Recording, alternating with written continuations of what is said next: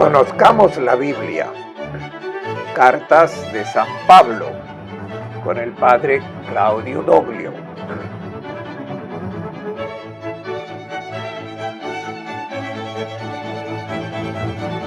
Cartas pastorales.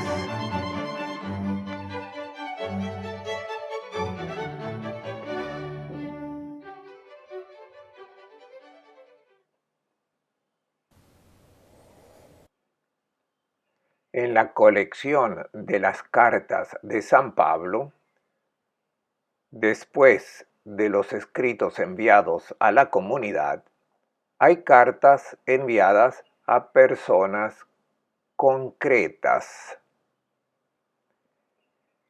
Además de la carta a Filemón, que ya hemos considerado, junto con Colosenses, hay 3 cartas al final de la colección enviadas a los discípulos de Pablo, 2 a Timoteo y 1 a Tito.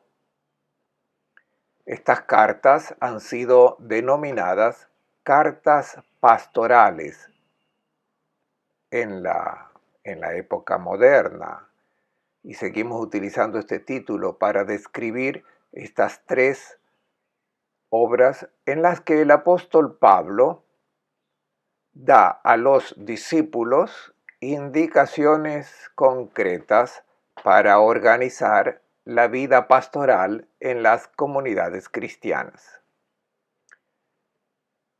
Intentemos situarlas en la vida del apóstol. Estos son los últimos escritos de Pablo.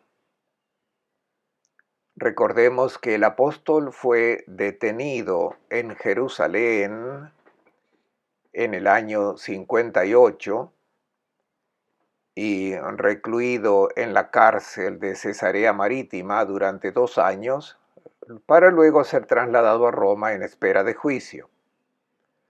Tuvo un naufragio durante el traslado por mar, pero se salvó junto con todos los pasajeros y llegaron a la isla de Malta.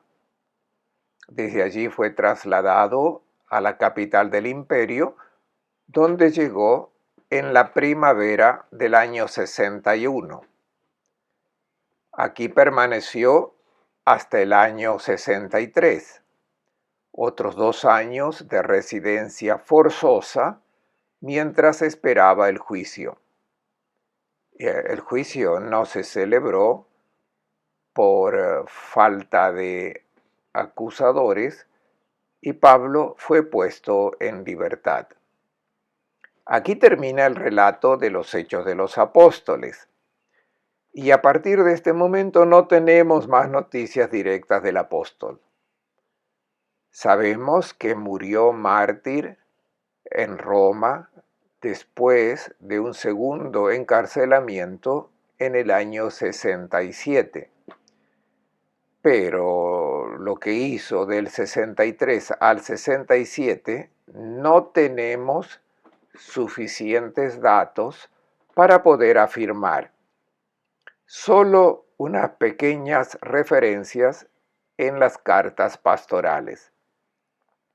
Nos imaginamos que el apóstol ha reanudado sus viajes, sobre todo en Grecia y en Oriente, donde organizó la sucesión, es decir, dándose cuenta de que estaba envejeciendo y que la situación era muy arriesgada, Pablo empezó a proyectar el relevo. Si bien en la primera fase de su apostolado pudo tener la idea de que seguiría vivo en la gloriosa venida del Cristo, con el tiempo maduró la convicción de que moriría antes de la parusía. La idea de una iglesia organizada para perdurar en el tiempo no cuajó inmediatamente. La primera comunidad cristiana pensó que eran un grupo escatológico, o sea, el grupo escogido por el Señor para el final de la historia. No pensaban en tener una historia y la necesidad de organizarse para vivir durante siglos. Pensaban vivir hasta el próximo final.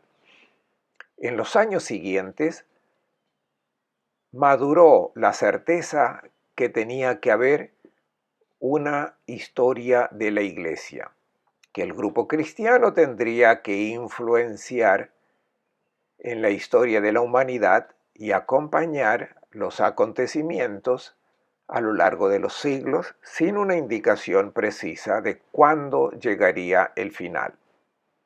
Así, en los años 60, 70 y 80 del siglo I, la estructura eclesial llegó a organizarse para perdurar en el tiempo.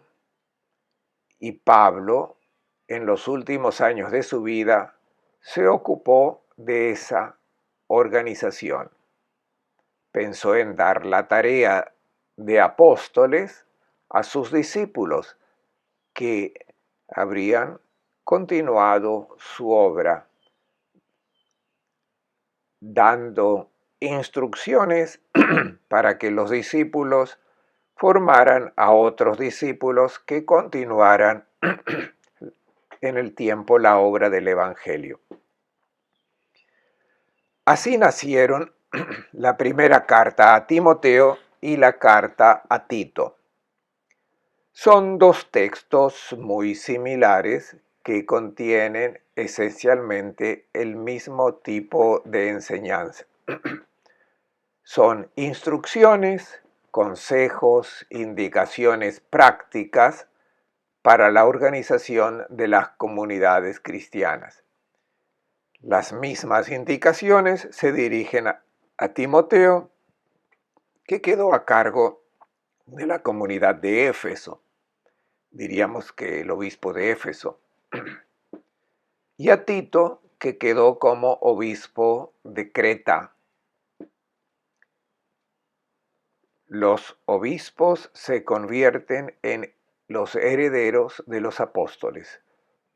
Continúan la obra apostólica como líderes de las diversas comunidades.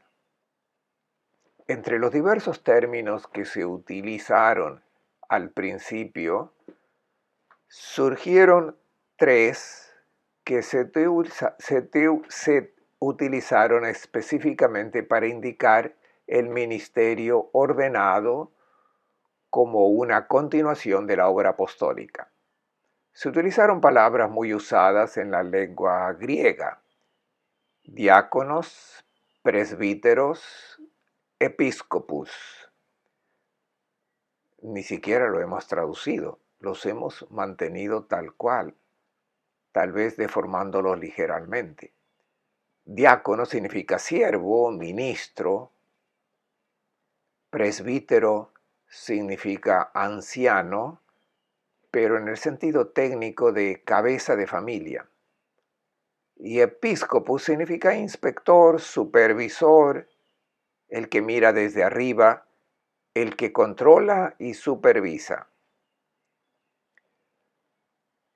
A medida que las diversas comunidades se organizaban, crecían en número, y se hizo necesario darles una estructura orgánica para que el patrimonio apostólico vinculado al Evangelio y al testimonio directo de los testigos oculares no sea alterado. Por eso, en estas cartas, Pablo insiste en el concepto de depósito. Existe un depósito de fe. Es una terminología bancaria, corresponde al patrimonio depositado a Timoteo y a Tito, a quienes se les encomienda la tarea de salvaguardar el depósito de la fe. porque hay muchos que toman ciertas ideas cristianas y las adaptan a sus propias necesidades.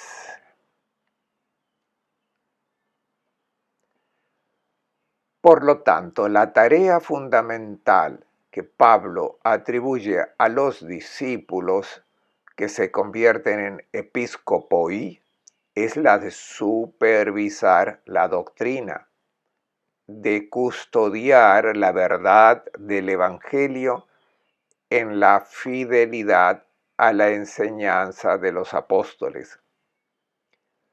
Son textos importantes para la tradición apostólica, para resaltar cómo es este vínculo vital con los apóstoles que da origen a nuestra fe cristiana. Nunca ha habido un salto donde alguien haya cambiado toda la religión, inventando cosas nuevas, traicionando los orígenes, sino que siempre ha habido una continuidad y un crecimiento orgánico. Es lógico, podemos imaginar y constatar que en 2000 años ha habido muchos cambios, pero también en la experiencia de una persona hay cambios de niño a joven, a adulto. ¿Cuántos cambios se producen en el físico, en la mentalidad, en el carácter, en los gustos? Y sin embargo, la persona siempre es la misma. Hay un crecimiento, una maduración, no siempre para bien. A veces hay incluso cambios peores, que son negativos, pero la persona sigue siendo la misma. Por eso, cuando hablamos de la tradición de la Iglesia, nos referimos al crecimiento orgánico. Sigue siendo siempre la misma persona que madura, que evoluciona, a veces mejora, a veces empeora, pero siempre es la misma persona anclada en la tradición apostólica. Las cartas a Timoteo y Tito transmiten esta enseñanza. Pero también hay otros detalles interesantes. Por ejemplo, en la primera carta a Timoteo, Pablo habla de sí mismo. Ahora es viejo y tiene una nueva visión de sí mismo. Escribe: este mensaje es de fiar y digno de ser aceptado sin reservas, que Cristo Jesús vino al mundo para salvar a los pecadores, de los cuales yo soy el primero. Como joven nunca habría dicho tal frase. Como joven fariseo, Pablo estaba convencido de que era un buen hombre, observador de la ley, muy respetuoso de las tradiciones. Pero Pablo maduró cuando se encontró con el Señor Jesús. Se dio cuenta que toda su religiosidad estaba basada en el orgullo y en su pecado. Se dio cuenta de que era el primero de los pecadores. Pero Cristo Jesús me tuvo compasión. Si tuviéramos que traducir literalmente, tendríamos que forzar el idioma y decir que he sido misericordiado, es decir, he sido transformado para demostrar conmigo toda su paciencia, dando un ejemplo a los que habrían de creer y conseguir la vida eterna.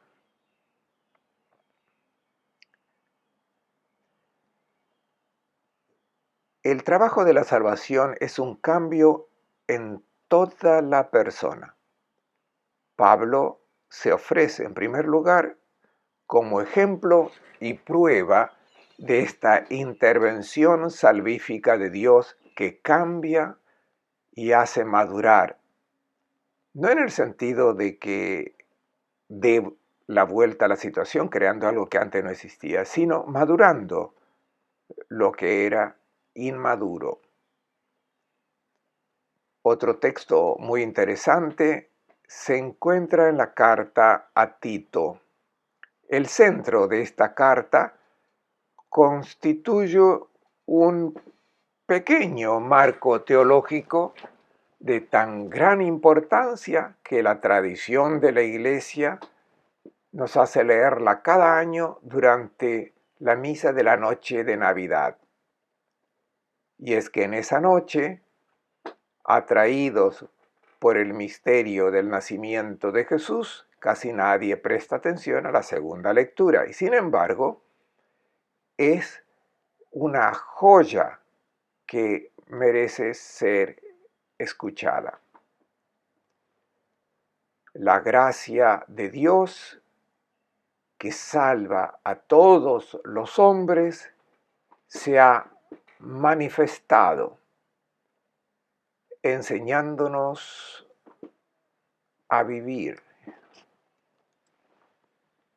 La misericordia de Dios apareció para enseñarnos a vivir y a renunciar a la impiedad y los deseos mundanos y a vivir en esta vida con templanza, justicia y piedad, esperando la promesa dichosa y la manifestación de la gloria de nuestro Dios y Salvador Jesucristo.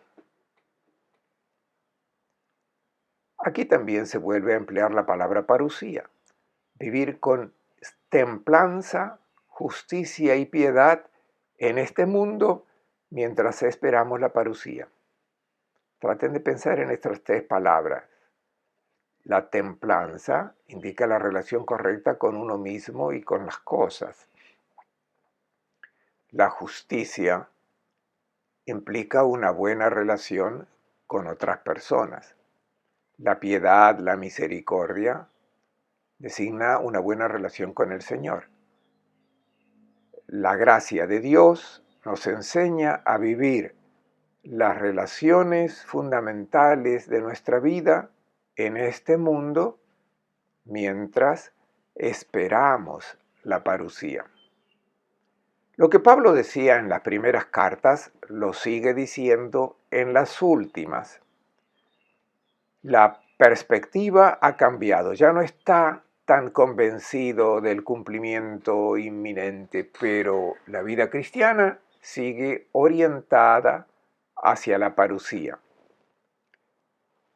Cristo se entregó por nosotros para rescatarnos de toda iniquidad, para adquirir un pueblo purificado, dedicado a las buenas obras. Obras buenas. El texto original dice obras bellas. Pablo en estas cartas utiliza el adjetivo bello. Insiste en las obras bellas. Lo característico de la vida cristiana son las obras bellas, es decir, una vida bella. ¿Qué quiere decir? Una existencia caracterizada por la armonía y por lo tanto por la belleza. Es concretamente el fruto de la gracia de Dios que nos ha sido revelada por el Señor. La última carta escrita por Pablo, poco antes de su muerte, es la segunda carta a Timoteo. Un auténtico testimonio espiritual. Preso en Roma, según la traducción, en la cárcel de Mamertina, bajo el mandato de Nerón, unos días antes de su decapitación, Pablo escribió estas últimas palabras a su querido discípulo Timoteo, expresando su estado de ánimo y proponiendo sus últimas recomendaciones y haciendo balance de su vida. En cuanto a mí, ha llegado la hora del sacrificio y el momento de mi partida es inminente. He peleado un buen combate.